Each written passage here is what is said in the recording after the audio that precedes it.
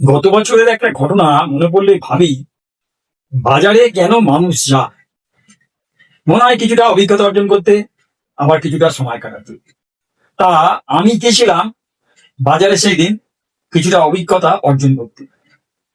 বলছি, যেমন আমার ওই পেটের প্রবলেম চলছিল বেশ কিছুদিন ধরে। তা বাজারে গিয়ে দেখলাম একজন বেল বিক্রি করছে। আমি গিয়ে বয়স্ক ভদ্রলোক তাকে বললাম, দাদু, বেল পাকা হবে? দেখে তো মনে হচ্ছে কাঁচা। তখন দাদু বলছে, দেখো বাবা, আমি এই বয়সে কাঁচা বেল এনে কি করবো, আমার তো সবই পেকে গেছে। আর বেল দেখো, নিঃসন্দেহে বলছি বাবা, পাকাই হবে, তুমি নিয়ে গিয়ে দেখতে পারো। আর না, আপনি ঠিকই বলেছেন। যাই হোক, তা বাবা, তুমি কতদিন বাজারে আসছো? এই দেখুন দাদু, আমি বেশি বাজারে আসি না।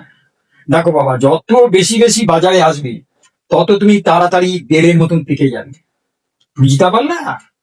হ্যাঁ, বুঝলাম দাদু। আমি আগে নিজে পেকে নিই, তারপর আরো যারা কাঁচা আছে তাদেরকেও আমি বাজারে এনে পাঠিয়ে দেবো।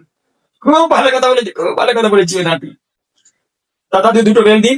এই না বাবা, আমি দুটো বেল দিলাম, তুমি খেয়ে আমাকে কালকে এসে বলবে। বেল নিয়ে যাচ্ছি, ঘুরে দেখলাম একজন এই ইঁদুর মারার বিষ বিক্রি করছে। যাই দেখি, আমার ব্রেনটা যা ইঁদুরের উৎপাত। এই যে দাদা, আপনার এই বিষ খেলে ইঁদুর মরবে? দেখুন, মরবে কিনা বলতে পারছি না। আপনি বিষ নিয়ে যেতে পারেন, তবে বিষ খাইয়ে আপনি কি ইঁদুরকে আদর করবেন? না না দাদা, আদর করুন। তাহলে আপনি নিঃসন্দেহে বিষ নিয়ে যান। আর যদি আদর করেন, তাহলে এক কাজ করুন, গুগলেতে সার্চ করে দেখে নেবেন আপনার জন্য কোন বিষটা সুইটেবল, আপনি সেটা তখন কিনে দেখবেন। হ্যাঁ স্যার, দরকার নেই, মাথা গরম হয়ে যায় বাড়ি গিয়ে। বাড়ি গিয়ে গিন্নি গলা এখানে একটু চালাও। চাটা খেলাম, টিভি চালাম। টিভি চালাতেই দেখলাম দুর্গা পুজোর প্যান্ডেল চারিদিকে। বাবা, মন্ডপ তুমি সুন্দর সাজে।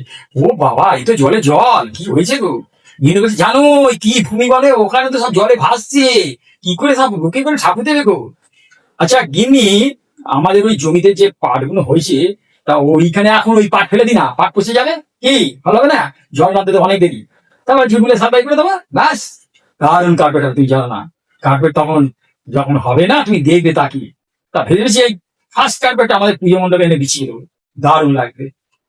আচ্ছা, তুমি তো ওই ওই মণ্ডপে কি বলে, হ্যাঁ বেচাবে না কার্পেট? হ্যাঁ, ওখানে বেচায়। ওখানে দেখছো তো জল কখন নামবে কোনো ঠিক আছে? একটা লোককে গিয়ে দাঁড় করে দেবো, ও প্রতিদিন মাপবে কত ইঞ্চি করে জল নামছে। পুরো নেমে গেলে তারপরে বলবো আমাকে খবর দিন, সেদিকে ব্যবস্থা।